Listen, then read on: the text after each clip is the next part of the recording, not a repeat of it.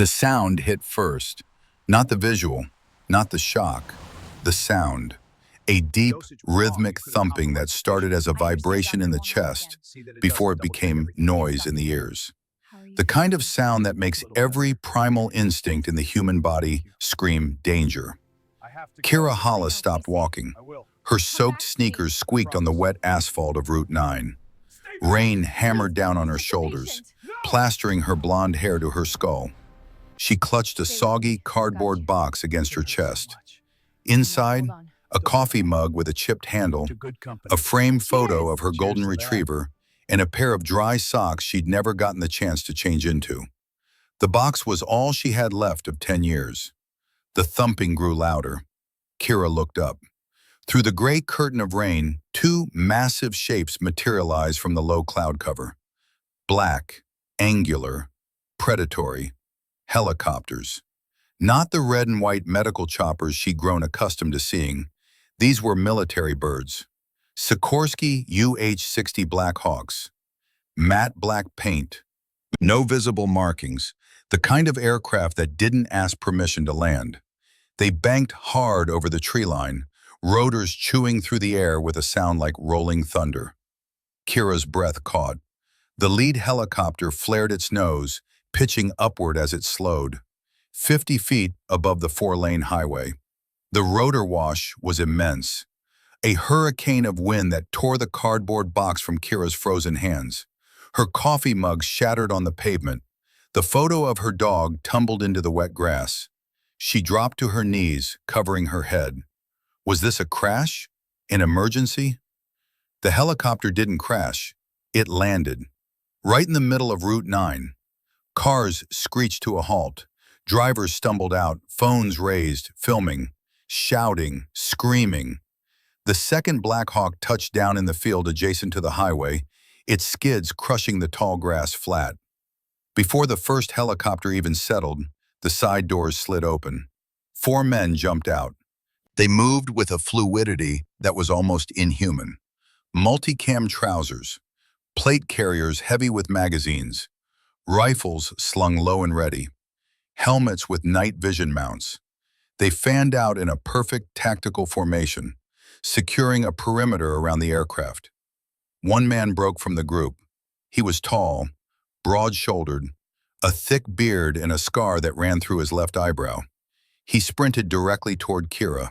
She tried to stand, slipped. Her hands scraped against the gravel of the shoulder. The soldier stopped 5 feet away. He raised both hands, palms out. Not a threat, a gesture of peace. "Ma'am!" he shouted over the roar of the engines. "Are you Kira Hollis?" Kira stared at him. Her mouth opened. No words came out. "Ma'am!" he barked again, louder, more urgent. "Look at me. Are you the nurse from Mercy General? The one who treated the patient in bed 4? Kira's throat was dry. She nodded, slowly. The soldier tapped his headset. "Command, we have the asset. I repeat, we have Angel. Condition is wet and cold but secure." "Angel?" He stepped closer, extended a gloved hand. "You need to come with us, ma'am." Kira shook her head, backing away until her spine hit the metal guardrail. "What? No, I was fired. I didn't do anything wrong. I just gave him antibiotics." "We know." The soldier's expression softened, just slightly. "The man you treated is Captain Damon Briggs, 1st Special Forces Operational Detachment Delta. He's our team leader." Kira's eyes widened. The nobody in bed 4. "He woke up," the soldier continued, his voice cutting through the wind. "He told us what happened. He told us they threw you out because you saved his life." "I just did my job," Kira stammered, her teeth chattering. "Well, now we're doing ours." The soldier gestured toward the open door of the Black Hawk. Behind him, the other 3 operators stood like statues, rifles at low ready, scanning the perimeter. "Captain Briggs refused medical treatment until you were retrieved. And," he paused, "Colonel Marcus Hollis authorized this extraction personally." The name hit Kira like a punch to the gut. "My father?" The soldier nodded. Kira looked at the helicopter. at the shattered mug on the road, at the photo of her dog half buried in mud. She looked at the soldier's extended hand. She took it. The soldier pulled her to her feet and led her to the Blackhawk. Someone inside threw a gray wool blanket around her shoulders. The cabin smelled like gun oil and sweat. Two more operators sat on the bench seats, their faces hidden behind balaclavas. The door slid shut. The helicopter lifted off, banking sharply back toward the city. Kira looked down through the small window. The cars below were frozen in traffic. Drivers stood outside, staring up, recording. She wasn't walking anymore. She was flying. And for the first time in 6 hours, Kira Hollis had no idea what came next. The fluorescent lights in the emergency room hummed with a headache-inducing flicker. Kira had learned to ignore it after 7 years. The buzz, the sterile smell of antiseptic mixed with the faint odor of vomit and copper. The rhythmic beeping of monitors. The occasional burst of shouting from the psych ward down the hall. This was her world. Mercy General's ER on the graveyard shift was a strange kind of purgatory. It oscillated between dead silence and absolute chaos with no warning. Tonight had been quiet, too quiet, the kind of quiet that made every nurse tense, waiting for the inevitable storm. Kira walked through the trauma bay, her white sneakers squeaking softly on the linoleum. She carried a tablet in one hand, checking vitals on the 3 patients currently occupying beds. Bed 1, a 52-year-old woman with chest pain, stable. Bed 2, a 17-year-old kid who'd wrapped his motorcycle around a telephone pole. Fractured clavicle, but he'd live. Bed 3, empty. She stopped at the nurse's station. Ivy Brooks sat behind the desk, her auburn hair pulled back in a ponytail, her face illuminated by the blue glow of a computer screen. Ivy was 25, new, eager, still believed the healthcare system worked the way it was supposed to. "Quiet night," Ivy said without looking up. "Don't say that," Kira murmured. "What? It's true." "You'll jinx it," Ivy laughed. "You don't actually believe in that superstition, do you?" Kira didn't answer. She leaned against the counter, rubbing her eyes. 12 hours into a 16-hour shift. Her back ached. Her feet throbbed. Her mind was starting to drift. It always drifted to the same place. Ethan, her little brother, Sergeant Ethan Hollis, United States Marine Corps, scout sniper, 25 years old when he died, 6 years ago now, 2019, the year that changed everything. Not in combat, in a waiting room. The VA had failed him. A routine surgery to remove shrapnel from his shoulder had gone wrong. Infection set in. Aggressive, fast. He'd gone to the VA hospital in Richmond, waited 6 hours in the lobby before anyone saw him. By the time they got him into a bed, septic shock had already taken hold. Kira had been there. She'd held his hand, watched him fade. His last words, "Sis, promise me, don't let this happen to others." She'd promised. That promise was why she worked the graveyard shift. Why she stayed when other nurses quit. Why she gave a damn about the homeless vets who stumbled into the ER with no insurance and nowhere else to go. It was why she was about to throw her career away. She just didn't know it yet. 2:15 a.m., the John Doe. The automatic doors of the ambulance bay burst open. 2 paramedics rushed in, wheeling a gurney. Kira's head snapped up. Ivy stood immediately. "Trauma bay," one of the paramedics shouted. Male, mid-30s, panic in his voice. "John Doe, found unconscious in an alley 3 blocks from here. No ID, no wallet. Fever spiking at 104, possible sepsis." Kira moved. She didn't think, she just moved. Muscle memory took over. She grabbed gloves from the dispenser, snapped them on, and met the gurney as it rolled into bed 4. The man on the stretcher was tall, broad-shouldered. His gray t-shirt clung to his torso, soaked through with sweat. His face was pale, slick with perspiration. His breathing was shallow and rapid. Kira's eyes scanned him with the efficiency of 7 years in emergency medicine. Age, mid-30s, Caucasian, dark hair cropped short, strong jawline, a few days of stubble. His hands were calloused, scarred knuckles, the kind of hands that had seen hard labor or hard combat. Vitals? Kira asked, her voice steady. BP 80/50, the paramedic said. Heart rate 140, temp 104.2. We started a line, push fluids, but he's not responding. Kira nodded. Get him on the monitor. Ivy, I need a full panel. CBC, CMP, lactate, blood cultures. And start him on a second IV, wide open. Ivy moved like lightning. Kira leaned over the patient. She pulled back the thin blanket covering his torso. The man's abdomen was wrapped in a crude bandage, old gauze, stained brown with dried blood. Underneath, she could see the edges of a surgical incision. Recent, maybe a week old. The wound was angry, red, swollen, pus seeping from the edges, infected. Kira's brow furrowed. This wasn't a street fight wound. The incision was too clean, too precise. Someone with medical training had done this. But the infection? That was battlefield-level neglect. She looked closer. The man's left shoulder bore a cluster of scars. Small, circular, shrapnel pattern. Kira had seen it before, on Ethan. The kind of scarring left by an IED blast. Her gaze traveled to his right forearm. A tattoo, faded, black ink, Latin words, De oppresso liber, to free the oppressed, the motto of the U.S. Army Special Forces. Kira's breath hitched. This wasn't just a homeless vet. This was a Green Beret, or Delta, or something close. The man's lips moved. He was muttering, delirious. Kira leaned in. Echo 2, position compromised, need extraction, Wade is coming. Wade.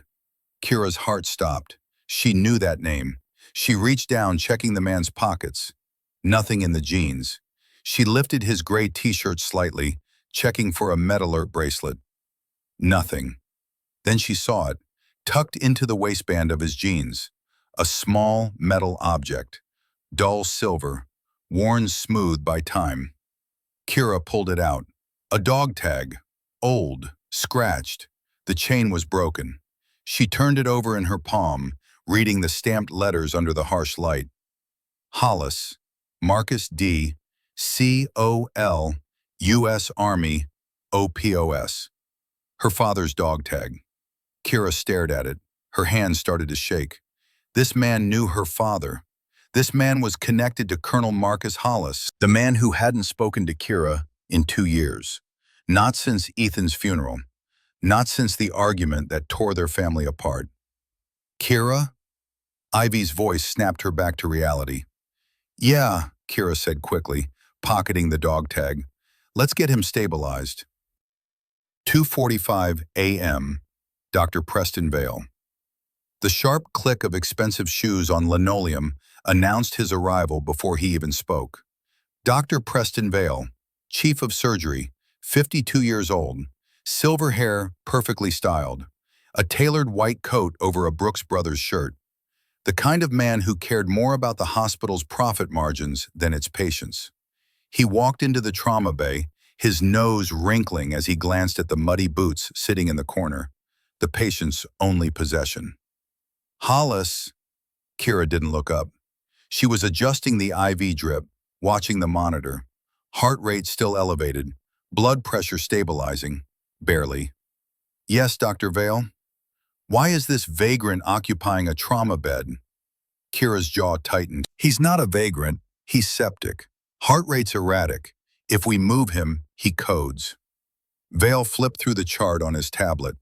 No insurance, no ID. We're not a homeless shelter, Hollis. We have paying patients in the waiting room. Transfer him to county.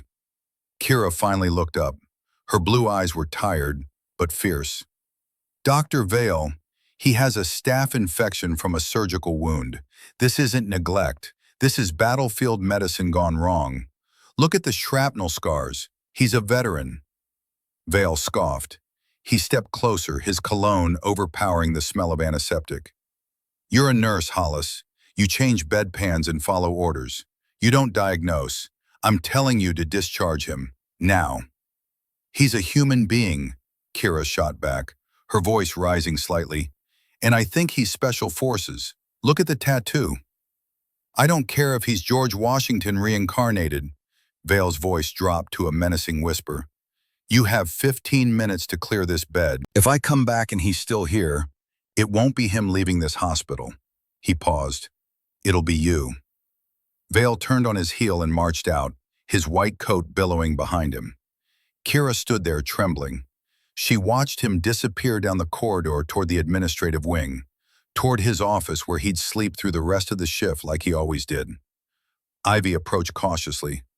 "Kira, maybe we should—" "No." Kira looked down at the man. His breathing was shallow. His skin was too pale. His grip on the sheets was weak. She knew what would happen if she transferred him. The county hospital was 40 minutes away. He wouldn't survive the transport. He'd code in the ambulance, die alone, just like Ethan. Kira checked the clock. 2:47 a.m. Vale would go to his office. He always napped during the night shift. He wouldn't be back until rounds at 6:30 a.m., nearly 4 hours. Kira made a choice. 3 a.m., the decision. Kira worked quickly. She grabbed the gurney and wheeled bed 4 into the far corner of the trauma bay, behind a heavy privacy curtain usually reserved for storage. The area was cluttered with old equipment, broken IV poles, spare oxygen tanks. No one ever came back here. Perfect. She hooked the patient up to a portable monitor, checked the IV line, then she went to the medication dispensing cabinet in the hallway. The Pyxis system required authorization for certain drugs. Vancomycin was one of them. Kira swiped her badge, typed in her credentials. The system prompted, "Reason for override?" She typed, "Septic patient, critical condition, physician unavailable." The drawer clicked open. She pulled out 2 large bags of vancomycin. High dose, expensive. She was stealing. Technically, but she didn't care. Kira returned to the makeshift hiding spot behind the curtain. She hung the antibiotic on the IV pole, double-checked the drip rate, and adjusted the patient's blanket. Then she sat down in a chair beside the bed. She wasn't leaving him. 3:15 a.m. to 7:30 a.m. The vigil. The hours bled together. Kira sat in the dim light behind the curtain, sponging the man's forehead with cool water. His fever was stubborn, refused to break. His body thrashed occasionally, caught in nightmares. He mumbled in his sleep. "Echo 2, hostiles at 12 o'clock. Get the bird down. Wade, where are you?" Wade. Her father's name kept coming up. Kira leaned back in the chair, staring at the dog tag she'd placed on the side table. She hadn't spoken to her father in 2 years. Not since Ethan's funeral. Not since the fight. Colonel Marcus Hollis, retired, Army Ranger, Gulf War veteran. A man who'd spent his entire life in uniform, who'd raised his children to value duty, honor, sacrifice. Ethan had followed in his footsteps, became a Marine, made their father proud. Kira had gone into nursing, civilian life. When Ethan died, Marcus blamed the system, the VA, the bureaucracy. Kira blamed herself. She'd been there. She was a nurse. She should have been able to save him. Marcus had said something at the funeral, something that cut deeper than any words ever had. "You chose the easy path. Ethan chose to serve." They hadn't spoken since. Kira wiped a tear from her cheek. Around 5:30 a.m., the fever finally broke. The patient's temperature dropped to 99.8. His heart rate steadied. His breathing deepened. Kira checked the monitor. BP 110/70. Sinus rhythm. He was stabilizing. She exhaled a breath she didn't realize she'd been holding. At 7:22 a.m., the man's eyes opened. 7:22 a.m., Damon Briggs. His eyes were gray, steel gray, sharp, alert, the kind of eyes that analyzed everything instantly, threat assessment, exit routes, weapons within reach. He didn't panic, didn't thrash, just woke up. Like a switch had flipped. He looked at Kira. "Where am I?" His voice was gravel, rough, dry. "Mercy General Hospital," Kira said softly. "You were brought in unconscious. You had a severe infection, septic shock." The man's gaze traveled around the small space, the privacy curtain, the old equipment, the hidden corner. "You're hiding me." It wasn't a question. "Yes." He looked at her, really looked at her, analyzed her face, her posture, her hands. "Why?" Kira hesitated. "Because my boss wanted to throw you out, and I didn't think that was right." The man's eyes softened, just slightly. "What's your name?" Kira Hollis."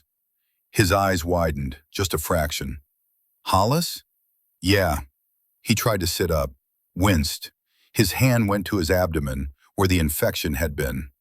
Kira gently pushed him back down. "Easy. You're still weak." "Kira Hollis," he repeated. His voice was quieter now. "You're Marcus's daughter." Kira froze. "You know my father?" "Yeah, Colonel Hollis was my training officer. Years ago, before I went Delta." "Delta. So he was Delta Force." "What's your name?" Kira asked. "Captain Damon Briggs. Most people call me Ghost." "Ghost?" "Long story." Kira pulled the dog tag from her pocket and held it up. "I found this on you." Damon's expression shifted. Something like regret passed over his face. "Marcus gave me that after a mission went bad. Told me to keep it. Said it was good luck." He paused. "I need to call him. He needs to know I'm alive." Before Kira could respond, the curtain was ripped back. The plastic rings screeched against the metal rail. Dr. Preston Vale stood there. His face was purple with rage. Behind him stood two hospital security guards. "I warned you, Hollis." 7:30 a.m. The firing. Vale's voice echoed through the trauma bay. "You stole medication. You misappropriated hospital resources. And you defied the chief of surgery." Kira stood slowly. She positioned herself between Vale and Damon. "He would have died." "I don't care," Vale screamed. His composure was gone. Pure fury. "Get him out and take her badge." The two security guards hesitated. One of them was Officer Hank Reeves, mid-40s, graying hair, former Army. He'd shared coffee with Kira for years. "I'm sorry, Kira," Hank said quietly. "Orders." Kira unclipped her badge. She pulled the stethoscope from around her neck, the one her father had given her when she graduated nursing school, the one she'd carried through 7 years of shifts. She placed both on the side table. Then she turned to Damon. "You're stable now. Don't let them move you until your fever's been down for 24 hours. Drink water." Damon stared at her. His gray eyes locked on hers. He didn't say a word, but his hand moved subtly under the sheet, tapping a rhythm against his thigh, counting something. "Get out," Vale sneered. Kira grabbed her purse, her coat. She walked out of the trauma bay with her head high, but her heart was shattering. 8 a.m. The walk. The automatic doors of the emergency room slid open. Cold morning air hit Kira like a physical blow. It was raining, a miserable, stinging drizzle that soaked through her scrubs immediately. She stood on the sidewalk, looking back at the building. Mercy General, 7 years of her life, gone. She checked her pockets, car keys, but then she remembered. Her Honda Civic was in the shop. Transmission issues. She'd taken the bus to work. The next bus didn't run until 9 a.m. on Sundays. Her apartment was 5 miles away. "Great," she muttered. She started walking. Her rubber-soled nursing shoes squeaked on the wet pavement. Cars whizzed past, splashing dirty water onto her legs. She hugged herself, shivering. Someone from HR had given her a small cardboard box on her way out. She'd packed a photo of her golden retriever, a coffee mug, and a spare pair of socks. That was it. 10 years of education, 7 years of work, reduced to a soggy cardboard box. As Kira walked along Route 9, the rain came down harder. She passed a stretch of road that bordered a large open field. Tall grass, no buildings, just emptiness. Her mind spiraled. How would she pay rent? Who would hire a nurse fired for theft and insubordination? Vale would blacklist her. He was petty enough to make sure she never worked in this city again. She was 28 years old, single, unemployed, alone. Just keep moving, she whispered to herself, one foot in front of the other. Then she heard it, a low thrumming sound, a vibration in her chest. At first she thought it was a semi-truck. She stepped further onto the grass shoulder, but the sound didn't come from the road. It came from the sky. The thrumming grew louder, deeper, a rhythmic beating that hammered the air. Kira stopped. She looked up. Through the gray mist and rain, two dark shapes descended. Blackhawks, 8:45 a.m. The extraction. The helicopters flared hard, slowing dramatically as they dropped below 100 feet. The lead Blackhawk hovered directly over Route 9. The rotor wash was catastrophic. Wind tore at Kira's soaked scrubs. The cardboard box flew from her hands. Her coffee mug shattered. The photo of her dog tumbled into the grass. She crouched down, covering her head, terrified. The helicopter landed in the middle of the highway. The second bird touched down in the field beside her. Before the skids even settled, the doors opened.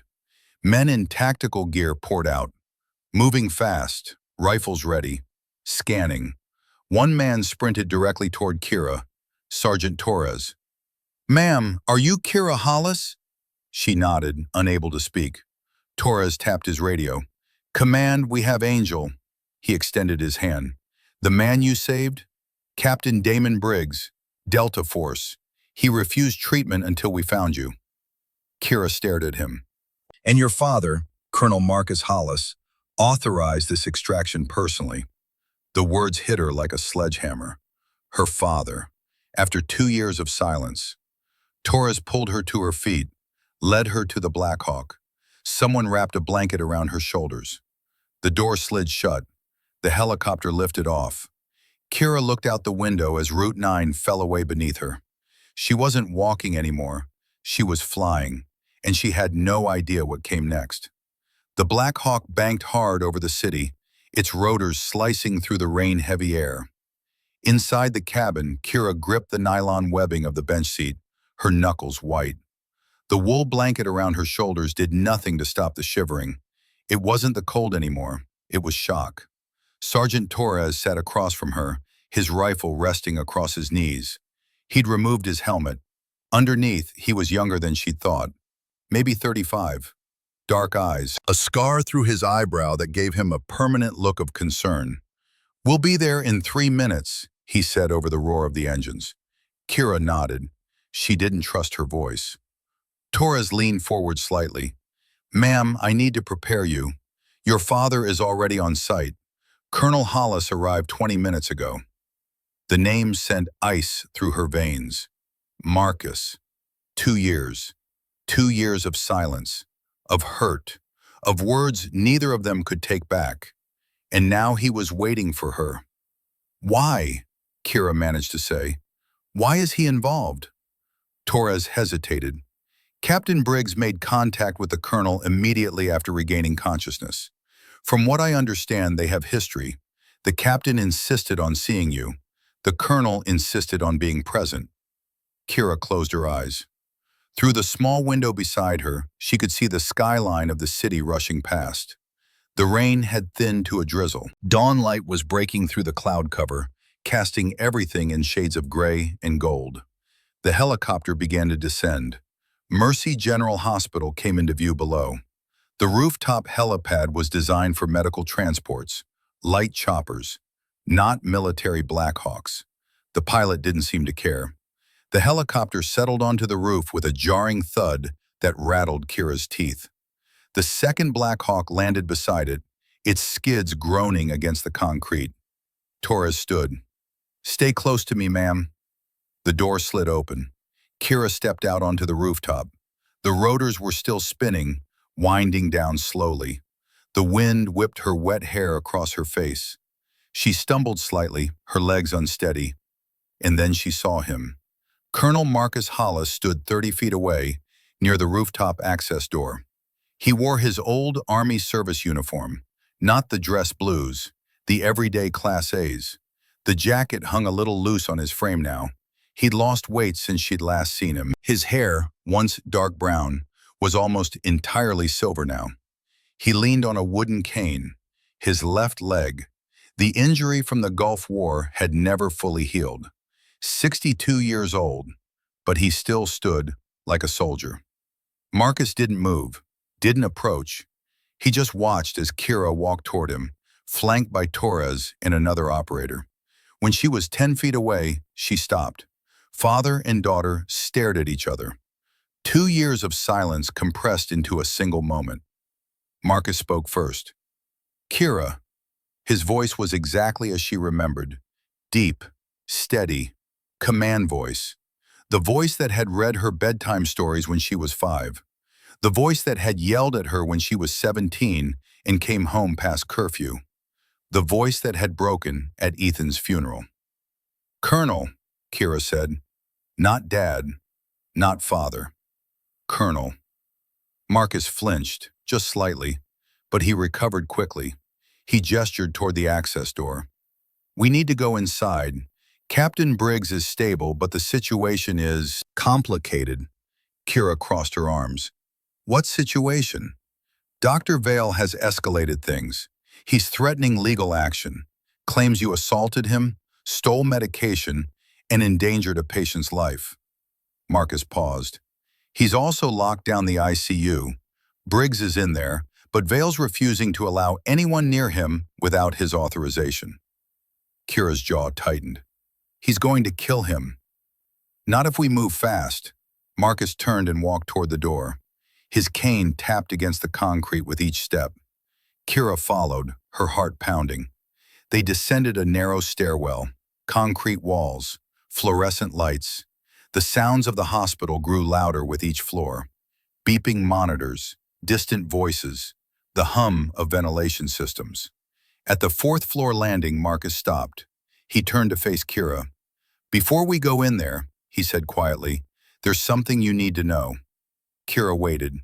Marcus exhaled slowly. Captain Briggs was with your brother when he died. The words hit her like a physical blow. Kira stumbled back against the wall. What? Damon Briggs was part of a joint task force in Helmand Province. Ethan's unit was providing sniper overwatch. They were ambushed. Briggs was there. He tried to save him. Kira's vision blurred. Tears stung her eyes. You knew this? You knew and you never told me? I didn't know until 3 hours ago. Briggs told me when I arrived. Why didn't Damon tell me? Kira's voice cracked. When he woke up, why didn't he say anything? Marcus looked at his daughter. His expression softened. Because he wanted to tell you the truth. The whole truth. Not fragments in a hospital corner while he was barely conscious. Kira wiped her eyes with the back of her hand. What truth? Go ask him yourself. Marcus pushed open the door to the 4th floor. The ICU was chaos. Dr. Preston Vale stood at the central nurses' station, surrounded by 3 hospital administrators and 2 security guards. He was shouting into a phone, his face red, spittle flying from his lips. I don't care who authorized it. This is my hospital, my ICU. I want those military thugs off my floor immediately or I will. He stopped mid-sentence. He'd seen Marcus. And Kira. Vale slammed the phone down. He pointed a shaking finger at Kira. You! Security! Arrest that woman! She's trespassing! The 2 guards shifted uncomfortably. They recognized Kira. One of them was Officer Reeves. Marcus stepped forward. He didn't raise his voice. He didn't need to. Dr. Vale, my name is Colonel Marcus Hollis, United States Army, retired. As of 0700 hours this morning, Kira Hollis has been conscripted as a specialized medical consultant for the Department of Defense under Emergency Authorization Code Tango 69er. Vale blinked. What? Marcus pulled a folded document from his jacket pocket. He unfolded it slowly, deliberately, and held it up. Official letterhead, signatures, seals. This document grants Miss Hollis temporary federal authority to provide medical care to Captain Damon Briggs, a high-value asset currently in critical condition. She outranks you, Doctor, effectively, immediately. The room went silent. Vale's face turned from red to purple to white in the span of 3 seconds. You can't do this, he whispered. It's already done. Marcus folded the document and put it back in his pocket. You will provide her with whatever resources she requires. If she asks for a scalpel, you hand it to her. If she asks for access to the pharmacy, you unlock it. If she asks you to step aside, Marcus stepped closer. You step aside. Vale looked around the room. The administrators, the security guards. No one met his eyes. Where is Captain Briggs? Kira asked, her voice steady now. Vale's mouth opened, closed, opened again. ICU Bay 3. Kira walked past him without another word. Marcus followed, along with Sergeant Torres and 2 other Delta operators who had been waiting in the hallway. ICU Bay 3 was at the end of the corridor. The door was closed. Through the window, Kira could see a figure lying in the bed, connected to monitors and IV lines. She pushed the door open. Damon Briggs was awake. He turned his head as she entered. His gray eyes locked onto hers. Kira. She walked to his bedside, checked the monitor. Heart rate steady. Blood pressure good. Temperature normal. You're stable, she said. Thanks to you. Kira pulled up a chair and sat down. Marcus remained by the door, giving them space but staying close enough to hear. My father says you were with my brother when he died. Damon nodded slowly. Yeah, I was. Tell me what happened. Damon took a breath. His gaze drifted to the ceiling for a moment, as if he were seeing something far away. Helmand Province, May 2019. We were running a joint op. My team was going after a high-value target. Ethan's unit was providing overwatch from a ridge about 800 meters out. He was the primary sniper. Best damn shot I'd ever seen. Kira's throat tightened. The op went sideways fast, Damon continued. We got ambushed. Taliban had mortars, RPGs. They knew we were coming. Someone tipped them off. He paused. Ethan's position got hit hard. Mortar landed close, too close. He called it in, said he was compromised, but he didn't retreat. He stayed on the rifle, kept covering us while we extracted. Tears rolled down Kira's cheeks. I was the last man out, Damon said, his voice quieter now. I looked back, saw him get hit, sniper round, clean shot. He went down. You went back for him, Kira whispered. I tried. I ran back up that ridge. Took me 3 minutes. Felt like a lifetime. When I got to him, he was still breathing. Barely. He looked at me and he said, Damon stopped. His jaw clenched. Kira leaned forward. What did he say? Damon met her eyes. He said, tell my sister she saved more lives than I ever could. Tell her I'm proud of her. Kira broke. She covered her face with her hands and sobbed. Deep, wrenching sobs that came from a place she'd locked away 6 years ago. Marcus stepped forward. He placed a hand on her shoulder. For the first time in 2 years, Kira didn't pull away. I tried to get him out, Damon said, his voice rough. I carried him as far as I could, but he was gone before we reached the evac point. I'm sorry, Kira. I'm so damn sorry. Kira looked up. Her face was streaked with tears. It wasn't your fault. I told myself that for 6 years, never believed it. Believe it now. For a long moment, the room was silent except for the beeping of the monitors. Then Marcus spoke. Damon, why did you have my dog tag? Damon glanced at the colonel. You gave it to me. After that op, you said I'd earned it, That I'd brought your son home. Even if he didn't make it, I brought him home. You told me to keep it. For luck. Marcus nodded slowly. I remember. Kira wiped her eyes. She took a shaky breath. Okay, enough. We need to focus. Damon, you're stable now, but I need to understand what's really going on. My father said the situation is complicated. What does that mean? Damon shifted in the bed, wincing slightly. It means Dr. Vale isn't just a bureaucrat. He's dirty. Kira frowned. What? The mission I was on when I got hit. Golden Triangle, northeastern Myanmar. We raided a lab that was producing a new synthetic opioid, weaponized fentanyl mixed with a nerve agent, designed to be aerosolized. One canister could take out a city block. Kira's blood ran cold. I got exposed during the raid, Damon continued. Took a hit to the abdomen. Field surgeon patched me up, but the infection set in fast. By the time I made it stateside, I was in bad shape. I came to Mercy General because it was the closest ER. I didn't have time to get to a military facility. And Vale? Kira asked. Vale is the inside man. The words hung in the air like a guillotine blade. Marcus stepped closer. Explain. The cartel we hit? They didn't just lose the lab. They lost the formula. It was in a digital file, encrypted. We seized it, but before we could extract it fully, someone tipped them off. They knew we had it. They knew I was the one who grabbed it. Damon looked at Marcus. They also knew I'd been exposed, that my blood carried traces of the compound, enough for their chemists to reverse engineer it. So they want you alive, Kira said. No, they want me dead, but they want my blood first. Kira's mind raced. And Vale agreed to help them. Damon nodded. He was paid $2.5 million, half up front, half on delivery.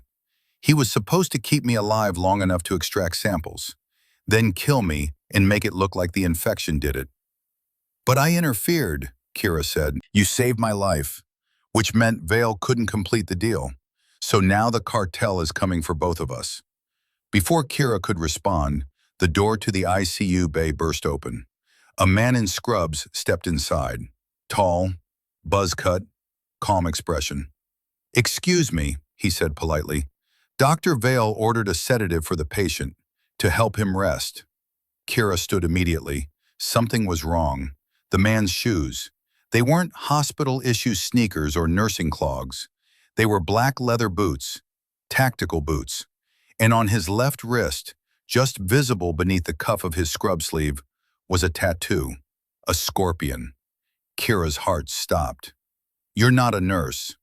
The man's expression didn't change. He reached into the pocket of his scrubs. Gun! Damon shouted.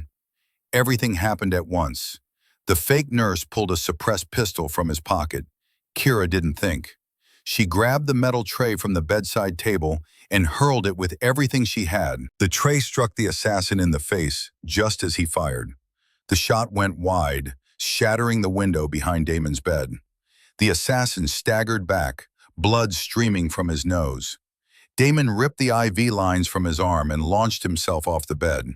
He was weak, barely able to stand, but he tackled the man anyway, driving him into the wall. The assassin was stronger, trained. He backhanded Damon across the face, sending him crashing into the medication cart. Vials and syringes scattered across the floor. The assassin turned the gun toward Damon, who was gasping for air, defenseless. Kira didn't hesitate. She grabbed the oxygen tank from the corner of the room. A solid steel cylinder, 20 pounds. She swung it like a baseball bat. The tank connected with the back of the assassin's skull with a sickening crunch. The man crumpled to the floor and didn't move. The door burst open again. Marcus rushed in, followed by Torres and 2 Delta operators. They swept the room, weapons raised. Marcus stared at the unconscious assassin, then at Kira, who was standing over him, still holding the oxygen tank, her chest heaving. Kira, are you hurt? She shook her head. Torres knelt beside the assassin, checking his pulse. He's alive, barely. He pulled back the man's sleeve, revealing the scorpion tattoo. Scorpion Cartel. They're here. Marcus's face went pale. We have a breach. This wasn't random. They found us. Damon pulled himself up, leaning against the bed. If they got one man in, they'll have more outside. Probably a whole team. Kira dropped the oxygen tank. Her hands were shaking. What do we do? Marcus looked at his daughter. For the first time since she'd seen him on the rooftop, there was something in his eyes that looked like pride. We move. Now. Off the grid. Where? Kira asked. Somewhere they can't track us. Somewhere we can defend. Kira thought for a moment. Then it hit her. Grandpa's cabin. Marcus raised an eyebrow. Blue Ridge? Yeah, he left it to me when he died. It's been empty for 2 years. No electricity, no internet, no cell service, just woods and mountains. Damon nodded. Off the grid. Defensible position. It could work. Marcus looked at Torres. Get the team. We're moving in 5. Torres spoke into his radio. All units prepare for immediate exfil. Secondary location. Code Black. Within minutes, the ICU was evacuated. The Delta team secured the floor. Damon was placed on a stretcher, still weak but insisting he could walk. Kira grabbed a medical kit from the supply room, stuffing it with bandages, antibiotics, and anything else she could carry. Marcus stayed close to her. As they moved toward the elevators, Kira glanced at her father. Why are you doing this? She asked quietly. After 2 years of nothing, why now? Marcus didn't stop walking. Because you're my daughter, and I failed you once. I'm not failing you again. Kira's throat tightened. The convoy assembled in the underground parking garage. 3 black SUVs. Kira's old Ford truck had been retrieved from the shop and brought to the hospital. Marcus insisted it be part of the convoy, less conspicuous than government vehicles. Kira climbed into the driver's seat of the truck. Marcus got in beside her. It was the first time they'd been alone in a vehicle together since Ethan's funeral. The convoy pulled out of the garage and onto the highway. For the first hour, neither of them spoke. Finally, Marcus broke the silence. Your grandfather would be proud of you. Kira glanced at him. Why? Because you did what was right, not what was easy. That's what he taught me. That's what I tried to teach you and Ethan. Kira's hands tightened on the steering wheel. I thought you hated me. Marcus turned to look at her. I never hated you. You blame me for Ethan's death. No, Marcus's voice was firm. I blame the system, the VA, the bureaucrats who let him die in a waiting room. I was angry, Kira. I was so damn angry, and I took it out on you. That was wrong. Tears blurred Kira's vision. She blinked them away, focusing on the road. I should have been able to save him, she whispered. I was there. I'm a nurse. I should have... Stop. Marcus's voice softened. You can't save everyone. I learned that in the Gulf. Your brother learned it in Afghanistan, and you're learning it now. We do what we can, we save who we can, and we live with the rest. Kira wiped her eyes. The convoy turned off the highway onto a narrow 2-lane road. Trees pressed in on either side. The rain had stopped. Sunlight filtered through the canopy, dappling the asphalt with patches of gold. Thank you, Kira said quietly. For what? For coming, for the extraction, for believing in me. Marcus reached over and placed his hand on hers. Always. The cabin appeared after another hour of driving. It sat on a ridge overlooking a valley of spruce and pine. The structure was old, rough-hewn logs, a stone chimney, a wraparound porch with a rusted swing. Their grandfather had built it himself in the 1960s. A Gulf War veteran, he'd used it as a retreat, a place to escape the noise of the world. Marcus had brought Kira and Ethan here when they were kids. Taught them to fish in the creek, to track deer in the woods, to shoot rifles from the porch. It had been a sanctuary. Now it would be a fortress. The Delta team moved with practiced efficiency. 2 operators took sniper positions on the roof. Two more set up claymore mines along the driveway.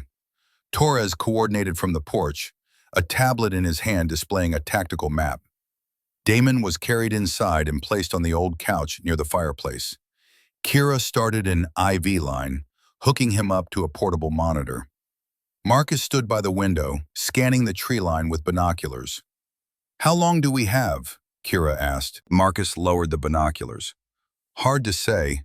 If they tracked us, they'll hit us tonight. If not, we might have a day or two." Kira knelt by the fireplace, arranging kindling. Her hands were shaking. Damon watched her from the couch. "Hey," she looked up. "You did good back there," he said. "That oxygen tank swing? Textbook." Kira managed a weak smile. "I panicked. Panic keeps you alive. Hesitation gets you killed." Kira lit the fire. The flames caught quickly, casting dancing shadows across the cabin walls. She sat down on the floor beside Damon's couch. Marcus joined them, lowering himself into a wooden rocking chair with a grunt. For a moment, the three of them sat in silence, listening to the crackle of the fire. Then Damon spoke. "Kira, if things go bad tonight—" "They won't," Kira interrupted. "If they do," Damon continued, "I need you to know something. Your brother saved my life, not just in Helmand, before that, a dozen times. He was the best man I ever served with. And when I look at you, I see him. The same stubbornness, the same refusal to give up." Kira's eyes welled up again. "He'd be proud of you," Damon said. Marcus nodded. "He would." Kira looked at her father, then at Damon.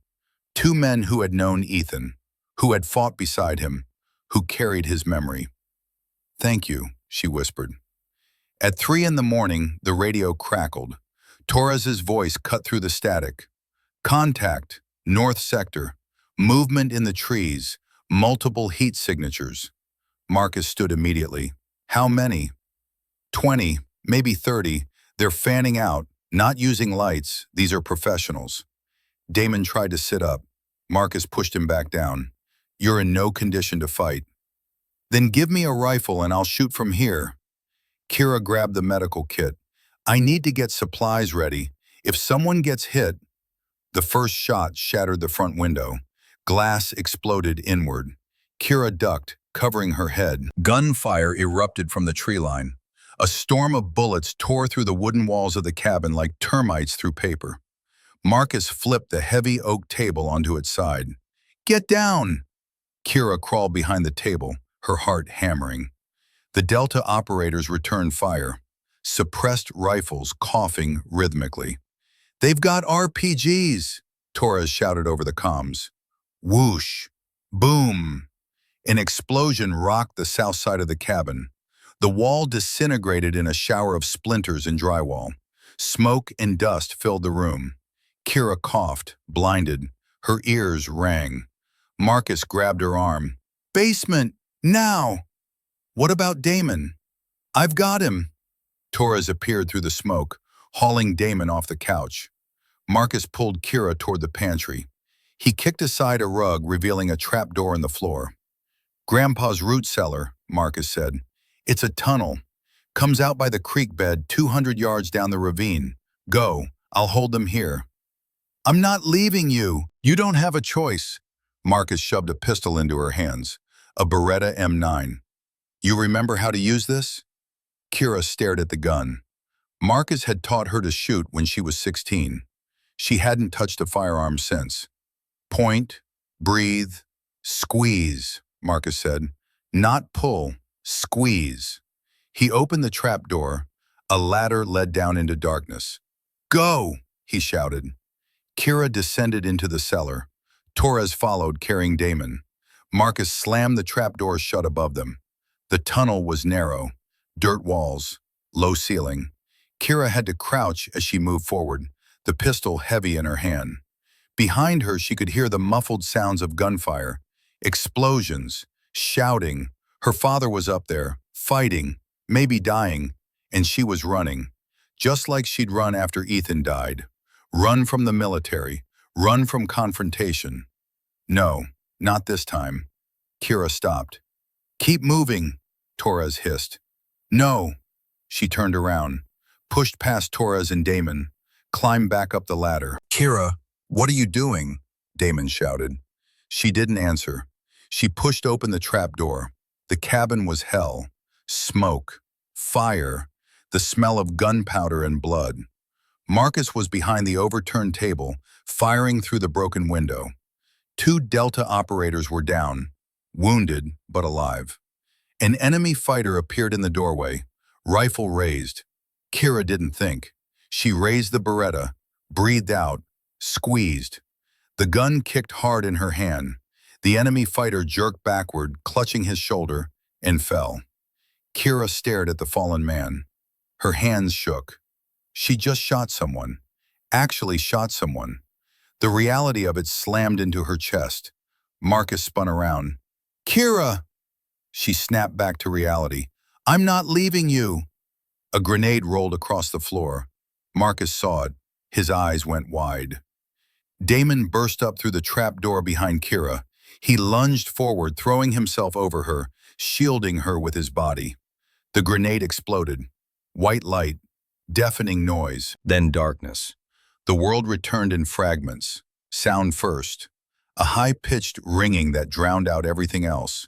Then pressure, something heavy on top of her, crushing her ribs, making it impossible to breathe. Kira's eyes opened. Dust hung in the air like fog, thick, choking. The cabin ceiling was gone, or most of it.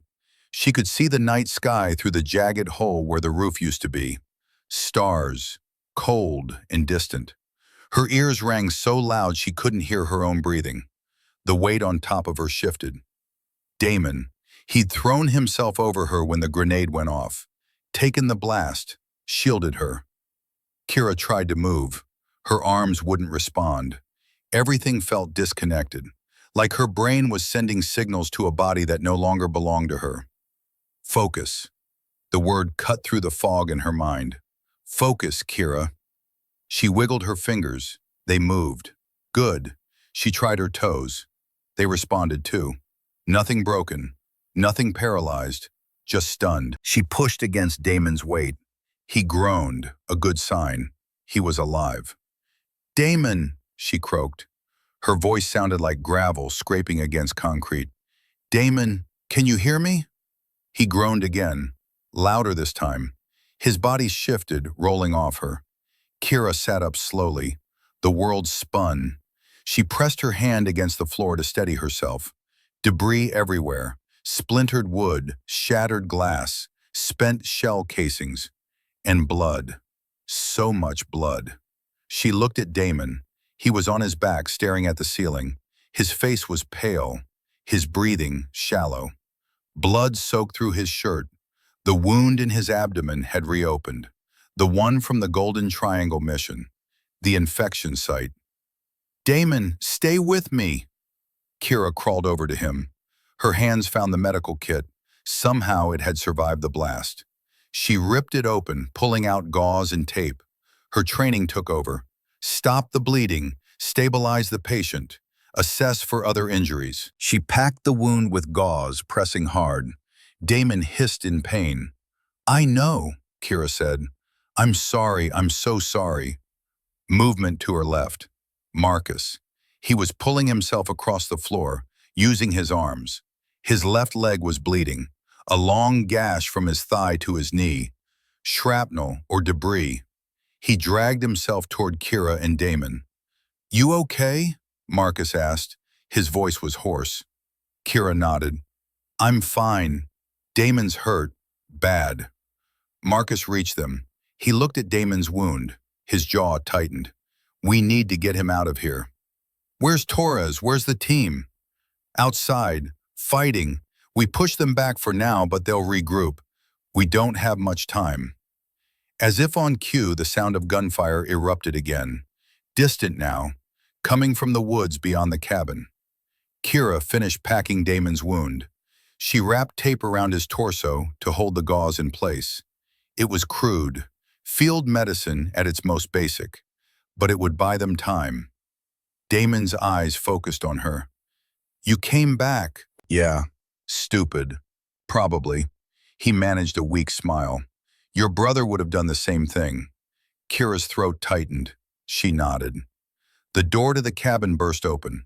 Sergeant Torres stumbled inside, his rifle slung across his chest. Blood dripped from a cut on his forehead. He scanned the room, taking in the destruction.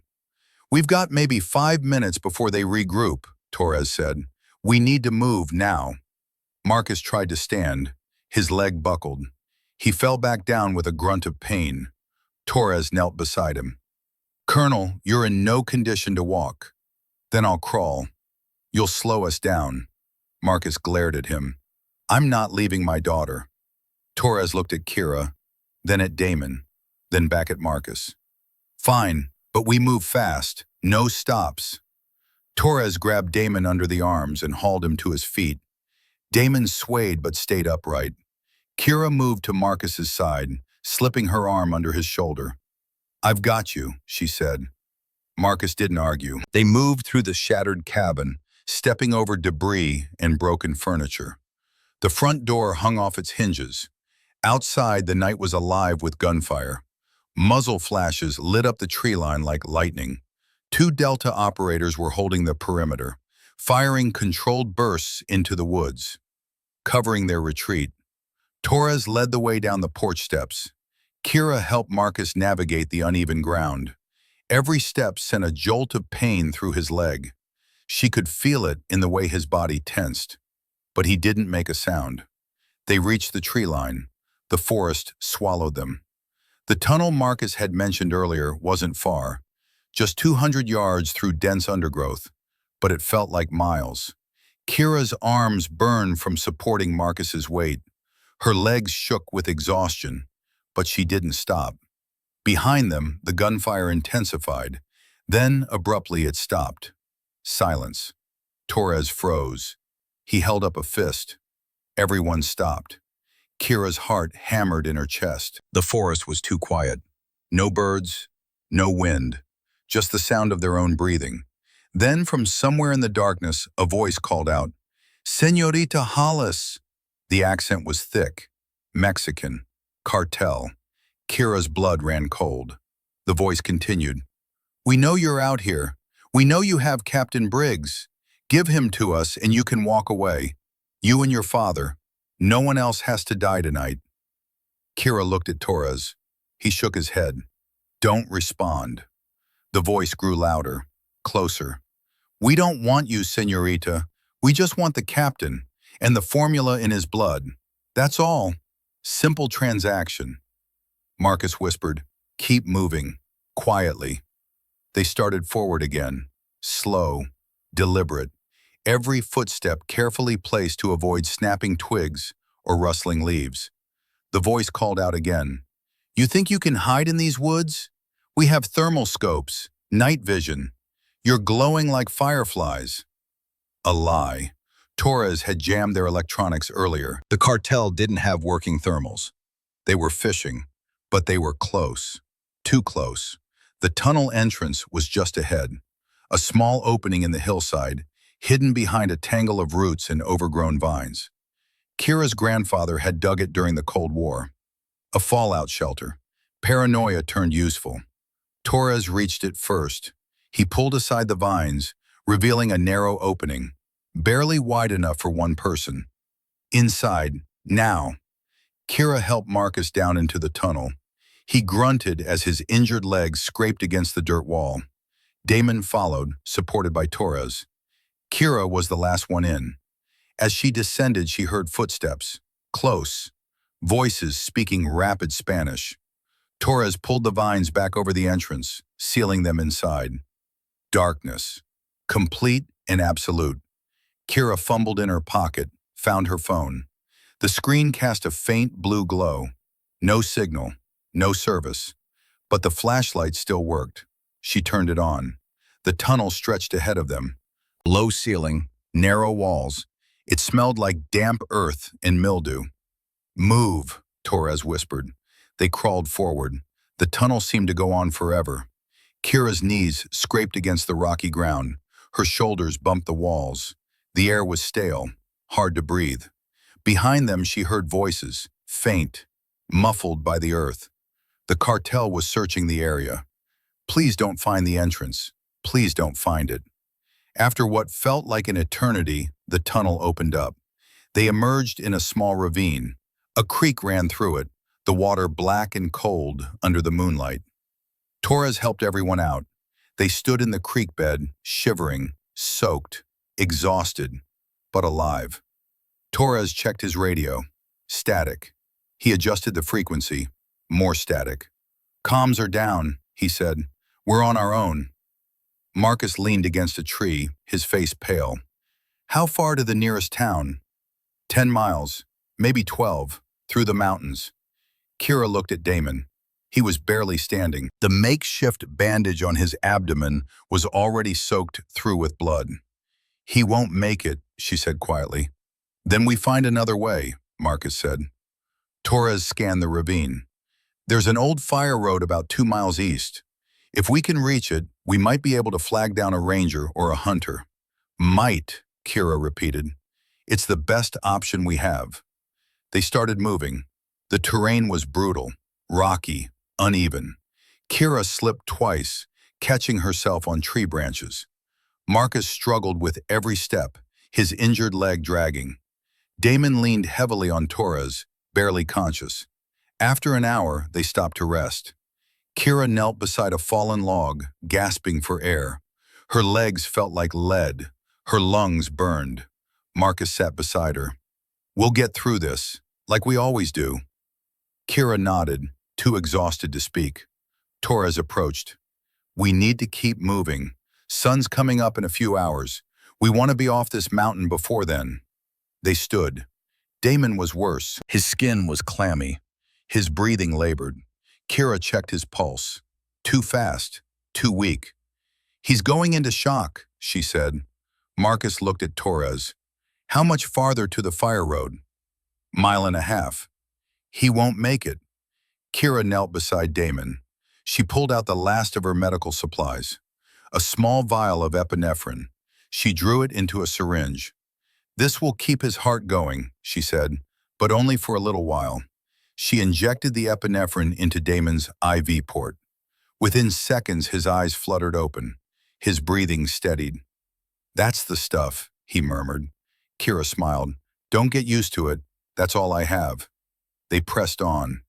The fire road appeared just as the first light of dawn touched the horizon. A dirt path barely wide enough for a single vehicle, overgrown with weeds, clearly not used often, but it was something. Torres scanned the road in both directions. Nothing. "We wait here," he said. "Sooner or later someone will come." They settled into the undergrowth beside the road, hidden but close enough to signal if a vehicle appeared. Kira tended to Damon's wound again. The bleeding had slowed, but the infection was spreading. She could see the red lines creeping up from the wound site. Sepsis setting in. He needed a hospital. Soon. Marcus sat with his back against a tree, his injured leg stretched out in front of him. He was pale, weak, but his eyes were alert. "Kira," he said quietly. She looked up. "If we don't make it out of this, we will." "If we don't," Marcus continued, "I need you to know something. You are the strongest person I've ever known. Stronger than me, stronger than Ethan. You chose a path that most people wouldn't have the courage to walk, and you walked it with grace." Kira's eyes filled with tears. "Dad, let me finish." Marcus's voice was firm but gentle. "I've spent the last 2 years angry, at the world, at the system, at myself, but mostly at myself, because I failed you. I let you think that your brother's death was somehow your fault. It wasn't. It was never your fault." Kira wiped her eyes. "I know that now." "Good, because you've got a lot of living left to do, a lot of people left to save." Marcus reached into his jacket. His hands were shaking slightly, not from pain, from emotion. He pulled out a small metal chain, Ethan's dog tags. Kira's breath caught. "I should have given these to you at the funeral," Marcus said, "but I couldn't. I was too angry, too broken." He pressed them into her palm. The metal was warm from being against his chest. He'd been carrying them for 6 years. Kira turned them over, read the familiar letters. Her brother's name, his blood type, his service number. Then she saw the back, words etched in Ethan's handwriting. Rough, uneven, done with a field knife probably. To Kira, "You're the strongest person I know. E." Kira's vision blurred with tears. "He had them engraved 2 weeks before he died," Marcus said, his voice breaking.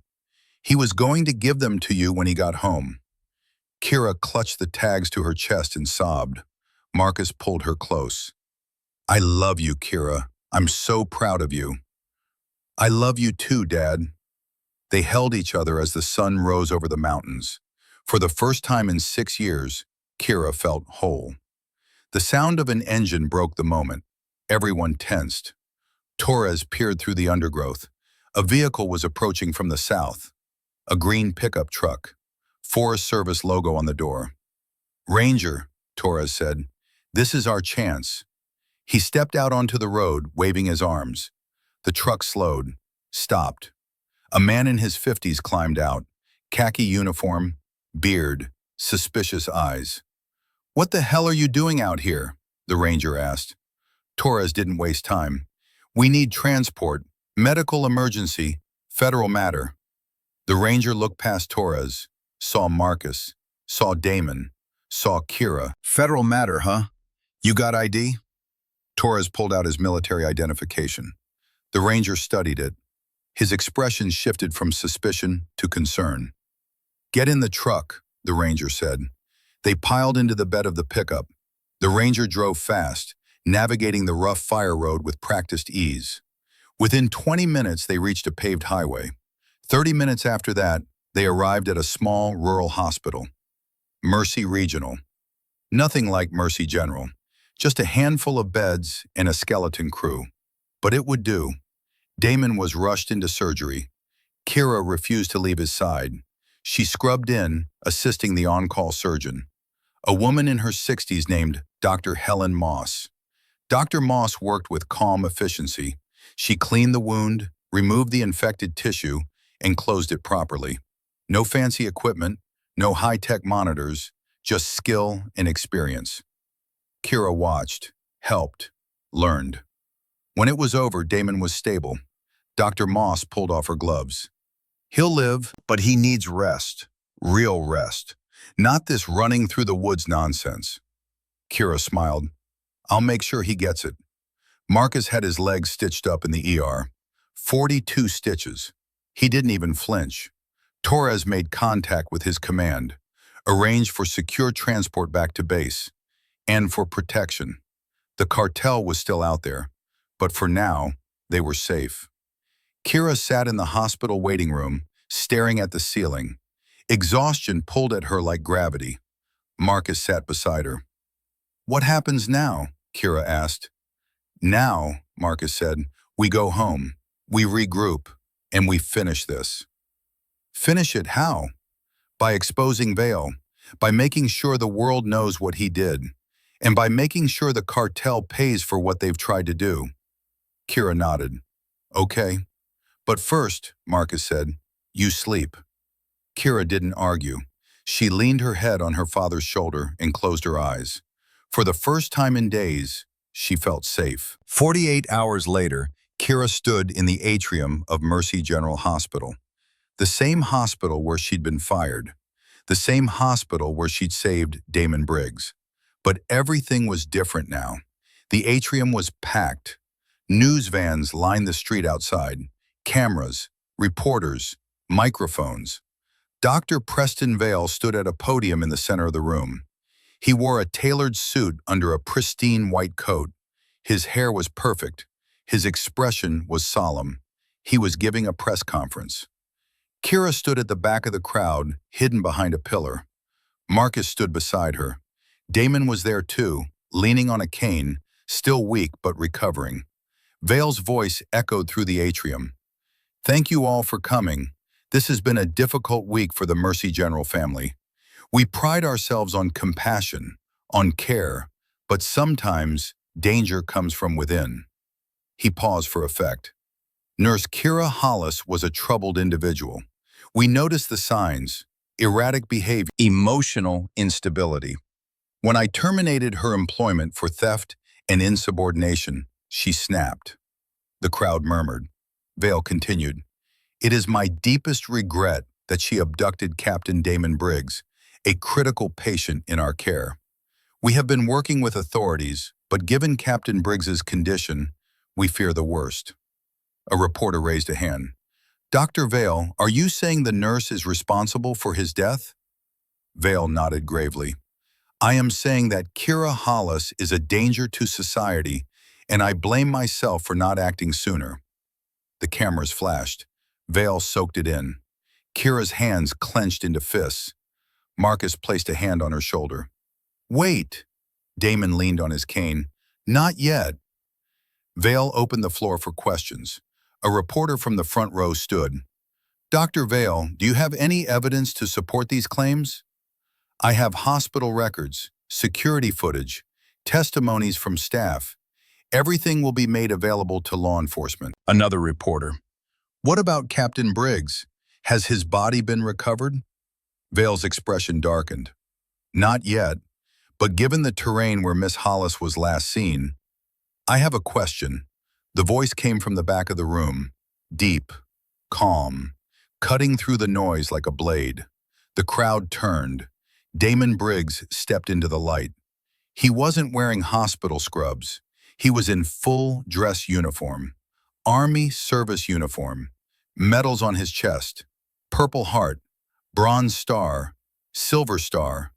He walked with a cane favoring his left side, but he walked. The crowd gasped, cameras swiveled. Vale's face went from smug to pale in the span of a heartbeat. Damon approached the podium, slowly, deliberately. Vale stammered, "Captain Briggs, we thought you were—" "Dead?" Damon's voice was ice. "You hoped I was dead." The room erupted in whispers. Damon stopped 5 feet from the podium. "Dr. Vale claims Kira Hollis abducted me. That's a lie." He gestured to the side. The doors at the far end of the atrium opened. Colonel Marcus Hollis walked in. Army dress uniform, medals and ribbons from a career spanning 3 decades.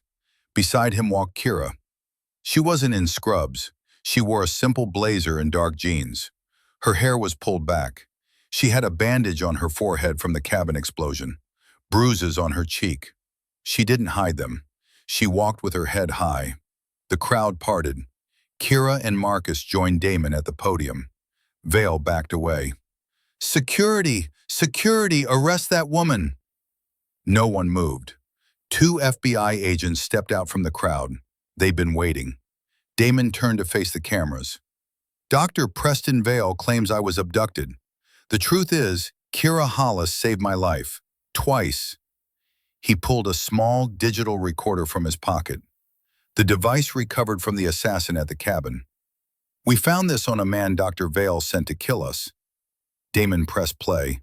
The voice that came through the speakers was unmistakable.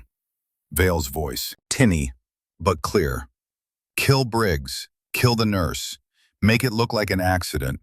I want the remaining $2.5 million wired to the Cayman account by morning." The room went silent, dead silent. Vale's face crumbled. That's fabricated. AI. Deep fake. I never said—" "We have the original device," Marcus said. "Authenticated by the FBI. No alterations. No edits. Your voice. Your words." Damon continued. "Dr. Vale was paid by the Scorpion cartel to extract a chemical weapon formula from my blood. When Kira interfered by saving my life, he ordered our deaths." The reporters erupted in questions. Cameras flashed like lightning. Vale stumbled backward. "I have lawyers, senators, you can't—" "You have 60 seconds, Marcus said calmly, "before the FBI formally arrests you." The 2 agents moved forward. Vale turned to run. He didn't make it 3 steps. The agents grabbed him, spun him around, cuffed his wrists.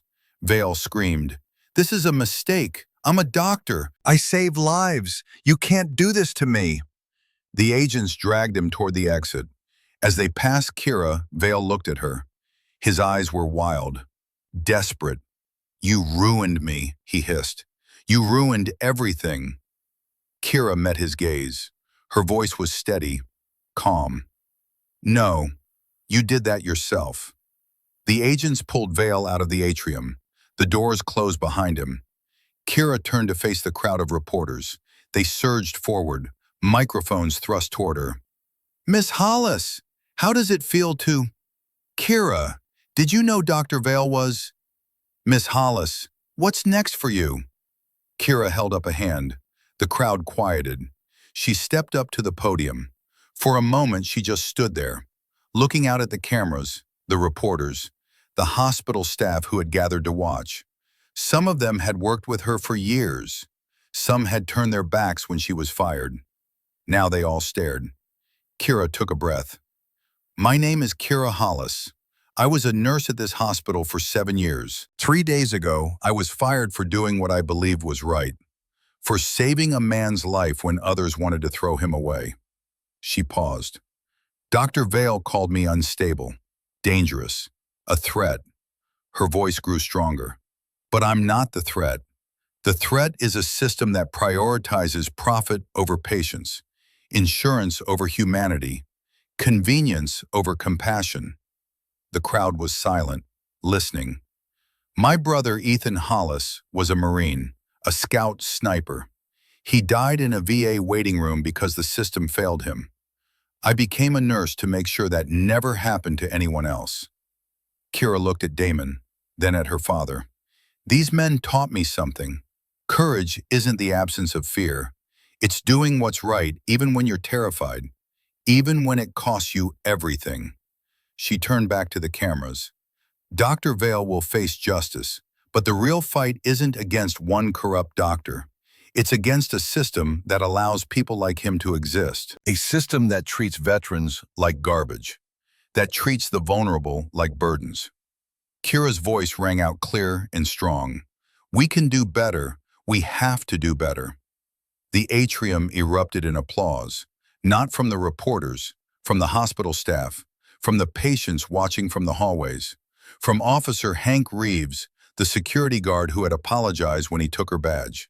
He was clapping louder than anyone. Ivy Brooks, the young nurse, stood near the back, tears streaming down her face, clapping. Even some of the reporters put down their cameras to applaud. Kira stepped back from the podium. The hospital's CEO, a nervous woman named Mrs. Gable, approached. "Miss Hollis," she said hesitantly, "on behalf of Mercy General, I want to formally apologize for your termination. We would like to offer your position back, with a significant raise and a commendation." Kira looked at her, then at the hospital, the place where she'd spent 7 years of her life. "Thank you," Kira said, "but I think my path lies elsewhere now." Mrs. Gable blinked. I understand." Kira walked past her. Marcus and Damon followed. They stepped outside into the late afternoon sun. The air was cool, clean. Kira took a deep breath. "What now?" she asked. Damon leaned on his cane. "I have a proposal." Kira raised an eyebrow. "Oh?" Marcus stepped forward. "Damon and I have been talking. The VA system is broken. We both know it. And we're not the only ones who see it. We want to fix it," Damon said, "or at least help. We're starting a nonprofit, Guardian Angel Veterans Medical Center." Kira's breath caught. "We need a medical director," Marcus said. "Someone who understands medicine, who understands sacrifice, who gives a damn about the people we're trying to help." Damon met her eyes. "We want you, Kira." She stared at them. "I'm not qualified. I'm not a doctor. I'm just a nurse." "You're exactly what we need," Marcus said. "Someone who cares, someone who fights." Damon nodded. "You saved my life. Twice. You proved you don't need a uniform to be a hero." Kira looked at her father, then at Damon. Two men who had known her brother, who had fought beside him, who carried his memory forward. And now they were asking her to carry it too. "Okay," she said quietly. Let's do it. For Ethan. Marcus smiled. For Ethan. Damon extended his hand. Kira shook it. Then Marcus pulled both of them into an embrace. Three people, bound by loss, united by purpose. They stood there in the afternoon sun, outside the hospital that had tried to destroy them. And for the first time in years, they all felt hope. 6 months later, the Guardian Angel Veterans Medical Center opened its doors. The facility was located just outside Fort Bragg, North Carolina. A modest building, nothing fancy, but clean, well-staffed, funded by private donations and a small DoD grant that Marcus had pulled strings to secure. Kira stood at the entrance on opening day.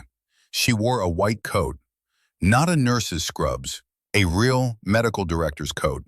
It felt strange, heavy, but right. Marcus stood beside her.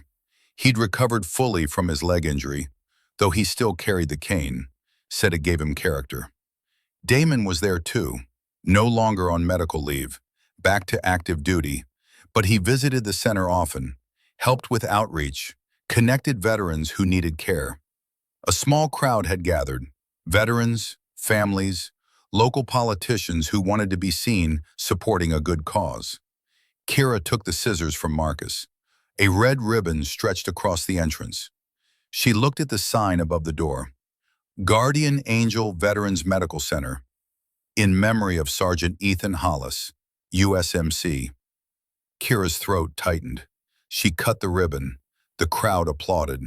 The doors opened. Inside, veterans were already waiting. Men and women who had served, who had sacrificed, who had been forgotten by a system that promised to care for them. Kira greeted them one by one. An older man, Gulf War vet, trembling hands, PTSD. Thank you for seeing me, ma'am, he said. The VA couldn't get me in for 6 months. Kira took his hand. You're here now. We'll take care of you. A younger woman, Iraq veteran, missing her left leg below the knee, chronic pain. I heard about what you did at Mercy General, the woman said. You're a badass. Kira smiled. I just did what needed to be done. That's what makes you a badass. Kira spent the day treating patients, listening to their stories, connecting them with resources, with care, with hope. At the end of the day, she sat in her office, a small room, a desk, a chair, a computer, and on the desk, a framed photo. Ethan in his Marine dress uniform, smiling, young, alive. Beside it, Ethan's dog tags, the ones Marcus had given her in the woods. Kira traced her finger over the engraved letters. Hollis, Ethan, J, S, G, T, U, S, M, C. On the back, etched in Ethan's handwriting, to Kira, you're the strongest person I know. E. She closed her eyes. We did it, little brother, she whispered. We're saving them, all of them. A knock on the door. Kira looked up. Marcus stood in the doorway. You did good today, he said. Thanks, Dad. Marcus stepped inside. He placed something on her desk, a small wooden box. Kira opened it. Inside was a stethoscope. Her stethoscope, the one her father had given her when she graduated nursing school, the one she'd left behind at Mercy General. I went back and got it, Marcus said. Thought you might want it. Kira picked it up. The metal was cool against her palm, familiar. Thank you. Marcus sat down across from her. Your mother would be proud of you. I'm proud of you. Kira's eyes filled with tears. I miss her. I know, me too. He paused. She always said you were the strong one, the one who'd change things. I didn't understand what she meant. Until now. They sat in comfortable silence for a moment. Then Marcus stood. Come on, Damon's waiting. He wants to buy us dinner. Says he owes you at least 100 meals for saving his life. Kira laughed. Only 100? He's still calculating. Kira grabbed her coat. As they walked out of the building, she looked back one last time. The lights inside the center glowed warm against the evening sky. Patients were still being seen. Lives were still being changed. This was her legacy now, not just Ethan's, hers. Marcus drove them to a small diner downtown, the kind of place with red vinyl booths and a jukebox in the corner.